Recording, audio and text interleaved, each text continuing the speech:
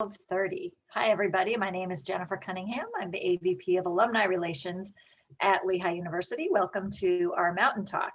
Today, we are going to be talking about wellness with the Lehigh University Art Galleries. So just a little choreography before we get started. The team here is going to present for 10 to 20 minutes about wellness and show us how we can be well in these times. And then we'll open it up to your questions. And the way you're going to ask questions is by opening your chat box, which is probably on the bottom of your screen. It looks like a little cartoon cutout, and just hit that box. And you can either ask your question to all panelists, so only we will see it, or to all participants, so everyone else on the webinar can see your question as well. I like that better when you broadcast it to everybody, because sometimes we get some sidebar conversations on the side, which are fun to watch. I will read the questions aloud to the group so they can focus on responding. And then we will end the webinar at 1 o'clock. So let's get moving. I will start out with William Crow, who is the director of Lehigh, of LUAG. Great, thanks so much, Jennifer, and it's a pleasure. And thanks to all of you for carving out some time to be with us today. I'm the director of the Lehigh University Art Galleries, and we're thrilled to share some wonderful works of art from our collection with you today. The art collection at Lehigh is now over 17,000 works of art from diverse time periods and cultures. So everything from ancient Chinese ceramics to contemporary Latin American photography to French Impressionist paintings. There's truly something for everyone at the art galleries. We also have 7 different gallery spaces over the 3 campuses, 2 art study centers, and a growing collection online. In fact, we now have over 2,500 works of art that you can access through our website. So we hope that you'll spend some time at luag.org exploring our programs and our online art collection so that you can learn more about us.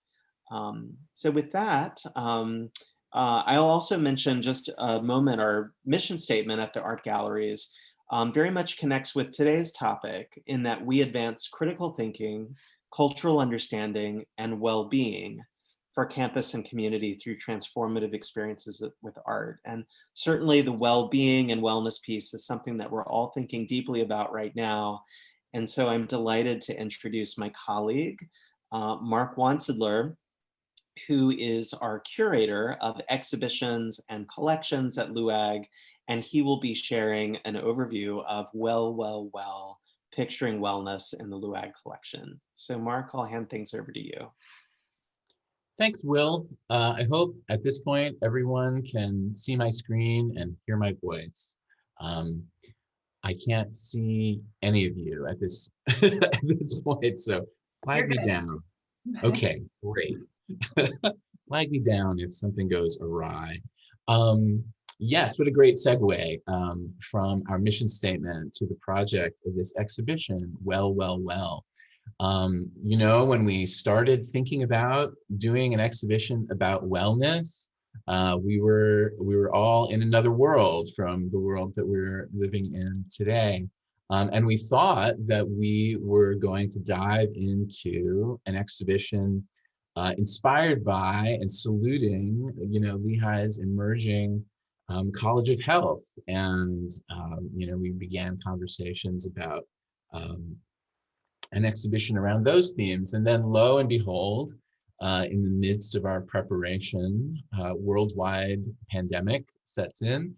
And certainly that entered into our thought process as we started to think about what this exhibition was and the question of how do we know, how do we picture wellness? How do we think about wellness? You know, what are its many dimensions and factors? And you know, something that I think the pandemic made clear was that, you know, wellness is a very complicated state of affairs. It's not just a condition of physical robustness or athleticism or bodies performing in a virtuosic way. Of course, our wellness is a complicated relationship between mind, body, and spirit, and of course, community and the world around us. So I thought I'd start our conversation with this photograph by Lou Stuman. Lou Stuman, Lehigh University, class of 1939. His photograph of a woman in front of the Three Graces sculpture by Aristide Maillot. This is a photograph from 1976. For me, it's a sort of key, one of the keys to our thinking that went into organizing this exhibition, in that we see in it a live flesh and blood human being confronting these images, right? This idealized series of figures representing the Three Graces, cast, I think, somewhat ironically in lead, and maybe I'll circle back to that in a few moments. But the reason that this photograph rose to the surface in thinking about wellness and picturing wellness is this funny relationship between, as I said, the live flesh and blood human being and these idealized and sort of immortalized figures. And I found myself thinking, well, what is she thinking, as she looks at these bodies? Is it skepticism? Is it admiration? Is it anger? Is it oppression? Is it aspiration? I mean, who knows, right? Her expression is quite complex. But I think that this figure is, in a way, doing what all of us, the viewership of the exhibition, will be doing as we move through the show and look upon works of art, as this sculpture, that try to tell us something about our state of wellness. And of course, we can agree or disagree with what we're seeing before us, but it raises the subject of empathy, right? Like, how do works of art and our relationship to works of art operate? I think the subtitle for this exhibition could just as well have been Art and Empathy, because in so many ways, empathy is the operative mode that we take on when we confront a work of art, or another being, right? And empathy operates through a number of ways, right? It involves taking the perspective of another person, remaining in a state of non-judgment to kind of receive information, recognizing emotion in others, and of course communicating that emotion. This could be a kind of textbook case for how works of art operate, kind of in a general sense. We have to think about the perspective either of the artist or the person represented in the work. We have to stay in a receptive mode to get the information that's being transmitted to us. We have to recognize and communicate. Now, sometimes the first job of communication is that of the artist, and then sort of the second is of the viewer to talk about what they're seeing. So when I look at this Kristen Kapp photograph, I find myself largely in the position of the woman in the preceding photograph. I know that my body cannot do this, this action, this gymnastic action that's being performed by this capoeira athlete. And so I think one of the other registers that occurs when we look at works of art and we think about wellness is a kind of is a sort of distance and a registration of I identify with this set of circumstances, or what I'm seeing calls into question my my own sort of state of being, and I can And I can, through my imagination, take on this action, but I am well aware that I would hurt myself if I tried to do that. So there's a fair amount of humor being woven through the exhibition. Certainly these pop shop figures by Keith Haring lead us into a world of bodies that can do lots of things that our non-plastic bodies cannot do, right? Merging and transforming and taking on all sorts of states. And of course, it's worth noting that these very often very joyful, liberated and transforming figures also arose, in the era of AIDS, when the question of bodies and what they were subject to was a pretty dire moment. So as we are in the midst of pandemic, certainly thinking about images that help us to liberate our imagination from our circumstances are front of mind. Of course, also, there are all sorts of human idealizations that are at play in our sense of wellness. And here's this sort of incredible photograph of Joe Namath in 1969 by the renowned Sports Illustrated photographer Walter Ios. I think here we're seeing another kind of idealization, certainly at Namath as a kind of heroic figure, right? But then also this network of celebrity as all of these people gather around him, right? Is this what it looks like to be well? What's his psychology? What are their psychologies?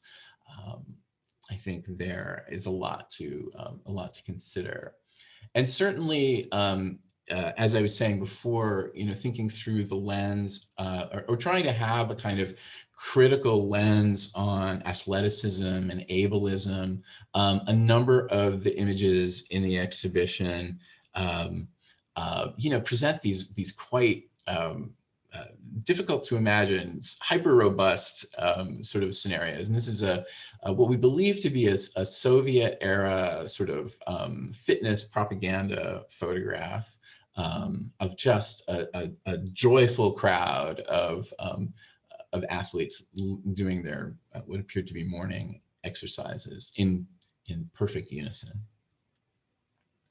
Of course, one of the registers that we encounter as we're looking at photographs is how is the body transforming through time, right? We're all living in bodies that are changing, growing, aging, and adapting to our circumstances. So many of the works in the exhibition show us the body quite, I think in this example, quite joyfully, the limits of the body, but the spirit pushing against those limits in so many different ways and finding ways to overspill and confront the moment. I wanted to share with all of you just briefly a segment of a video that our intern, Ray Ukon, is producing for the exhibition, leading folks who visit our website through a kind of reflection about empathy and what one can notice in works of art. So this is just a snippet of that.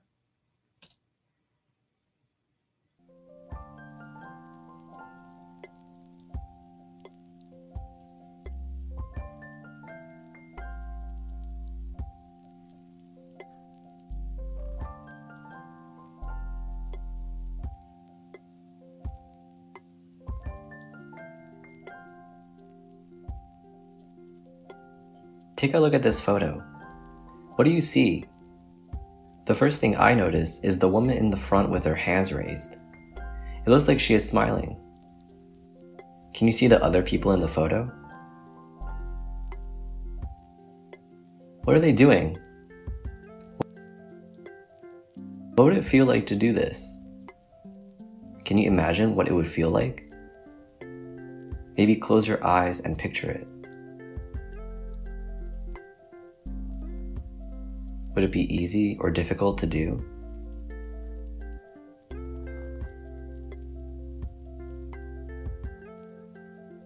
When you finish, gently come back to yourself and relax. How do you feel? Refreshed? Can you imagine how these people in the photo feel?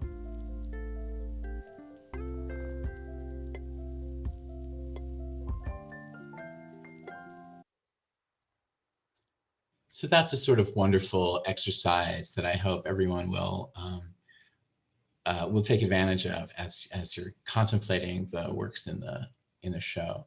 I wanted to include just a few glimpses of some other themes wandering through the exhibition. Of course, the presence of the viral and biological is on display. Here's a sort of lively photo montage image by Maria Martinez Cañas that includes an image of a virus.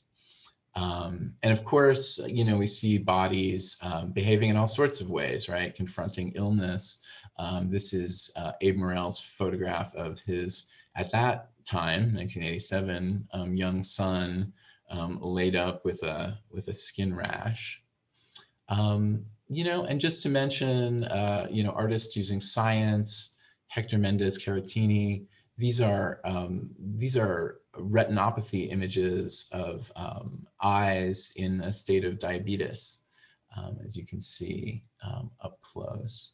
So the medical and the scientific is woven through this exhibition, as well as ideas about community and alienation from community, and play in many forms, both physical play as well as creative, emotional, intellectual play.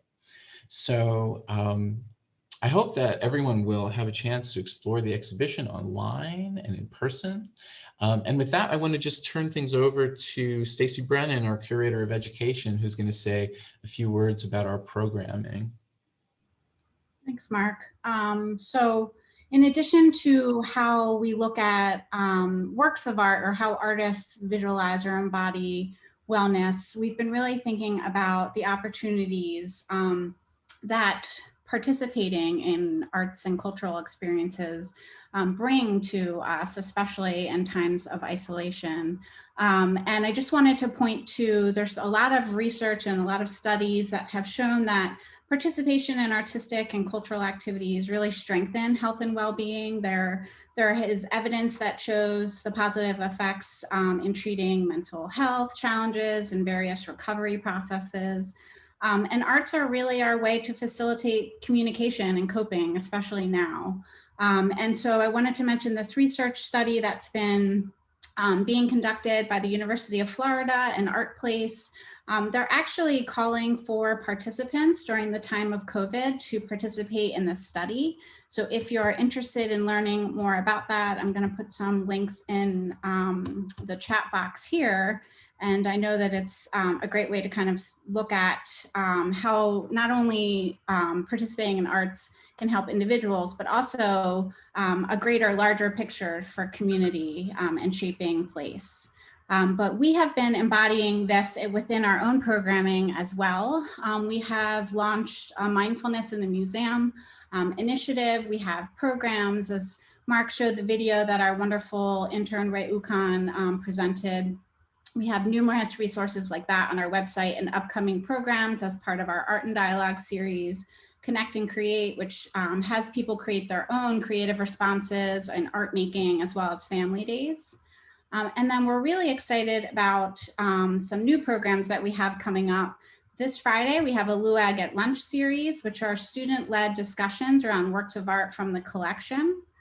We are also launching another program called The Taste of Art, which weaves culture and history together by pairing cuisine and recipes from the local Southside community with works of art from our collection. Our first program is with Jenny's Koali, which is in South Bethlehem on 4th Street, and is a keystone of the Southside community. So we hope you'll join us for a little bit of Malaysian cuisine and an opportunity to travel to foreign and exotic places when we're all kind of stuck at home.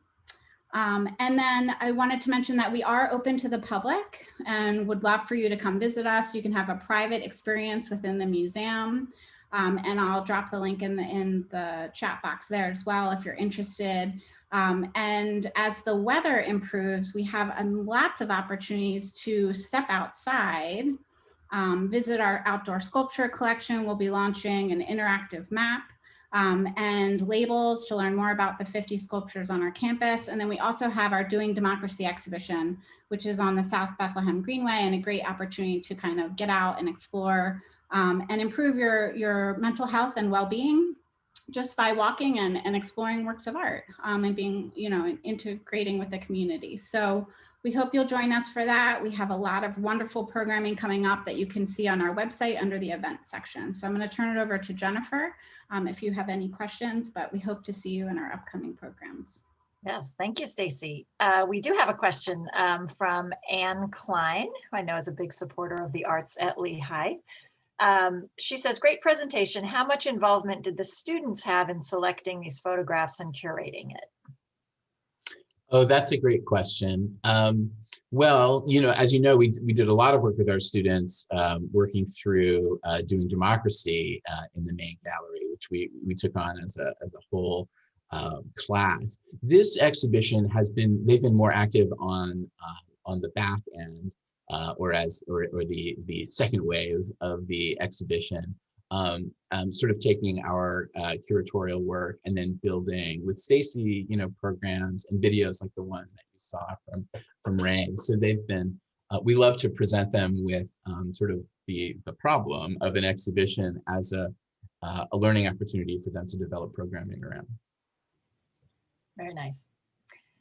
So the rest of you, just again, put in the chat your questions and I will read them aloud. While you're thinking about that, I had a question about this arts and culture and public health study, and wondering if Lehigh ever does studies like that you are involved in. We are starting to kind of identify partners to conduct some research, but I am not aware of any as of yet. I don't know about you, William, if you know of any. Yeah, I would say that we're really excited to launch more research studies with the art galleries as part of that. I have to say I make my way around campus, or maybe virtually right now, meeting as many people as I can. And there's just an incredible amount of research going on at Lehigh around related topics, everything from identifying a creativity gene that Julie Miwa is doing in neuroscience to, we were just speaking with a PhD candidate in the College of Education who's doing a study about intrinsic motivations to participate in the arts. And so we're working with her to participate in that study. So our hope, since we believe really a critical part of a national research institution, that we'll have a research area of LUAG in the near future. Yeah, and I could see like this public health, obviously, College of Health, seems like you could find faculty there that would be willing, and of course all of our alumni that you could tap for research subjects would be interesting. Yeah, I would love to hear even more about the students and the student who did the video there. What is his role, and do you have more students like that, more opportunities for students? Are they paid internships, or how does that work? Yes, it was a paid internship over the summer and into the winter months. Ray happens to also be a work study student in the gallery, so he's with us throughout the year. And it was a great opportunity for him to kind of combine with his personal explorations and studies with work within the gallery. And so this really did open us up to a lot of opportunities to bring students in. We have internships throughout the year for credit and as paid internships. And then we have tons of students who are doing their own research as they connect to their studies at Lehigh. And in fact, just last night, we had our student advisory committee meeting, the first meeting of the semester, a really dynamic group of students that really is driving programming at the art galleries. So we're really thrilled to have them as partners. Very nice. Lindsay's question, are the students typically arts majors or are they across the board?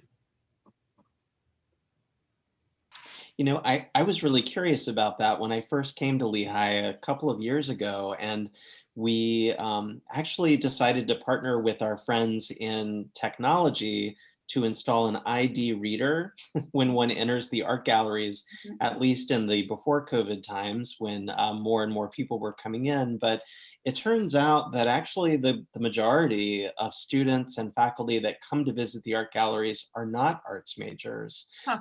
We have really high percentages of visitation from engineering, from business, from other colleges, other departments. Of course, visual arts and architecture and design and related fields are always most welcome at the art galleries. And of course, we see natural affinities with their studies, but really there's great participation across all areas of the university. Nice. Mark, I'm curious about the art behind you. Is that wellness art? What is happening? This is my office, so it's a work in progress, right? I think you're seeing fragments of exhibition graphics from past exhibitions, a whiteboard with a drawing of one of our outdoor sculptures where our collection specialist was trying to explain to me something about its conservation, and this primitive paper calendar, Right. full size. And a level. Is that a level? Yes, a level. Yes, this is the creative clutter in which it all happens when I'm on campus. Let me also ask you about the new residential halls just opened up. The Singleton made a hitch, and I was wondering if you. I visited. I got a tour pretty early on after they were safe for humans to walk around. Did you have any role in art there? What's your role in kind of decorating the new dorms and spaces? Do you want me to take that one, Will? Oh, sure. Do you want to dive in? You know, actually, Mark's team oversees the area that we call Art on Campus. We mentioned briefly that we have 7 exhibition spaces across the 3 campuses, and I think it's up to 56 outdoor sculptures now. But we have a great team that actually monitors all of the art across campuses. I think at last count, we have 652 works of art on view across Lehigh's campuses. We don't have any works from the collection installed in the new residential spaces, I believe, but we are in the midst of hanging work in the renovated Chandler Ullman Hall right now. And so really Lehigh is one of those places where you can't avoid art. it's everywhere. And, you know, we have a philosophy of really, you know, being present all over campus. But Mark, do you want to add to that? Mark's team does a weekly check on all of these objects. Oh, wow. Yeah, just that. Well, you know, it is great to underscore the fact that you know, the art is seeping out in from every corner at Lehigh, and you know, of course, you know, we're always looking to present the works from the collection in ways that you know, can open up people's experiences of them through, you know, through curated exhibitions or through student projects or all of these things. So we, you know, we're always striving to kind of fulfill that educational mission as we open up works of art for everyone on campus.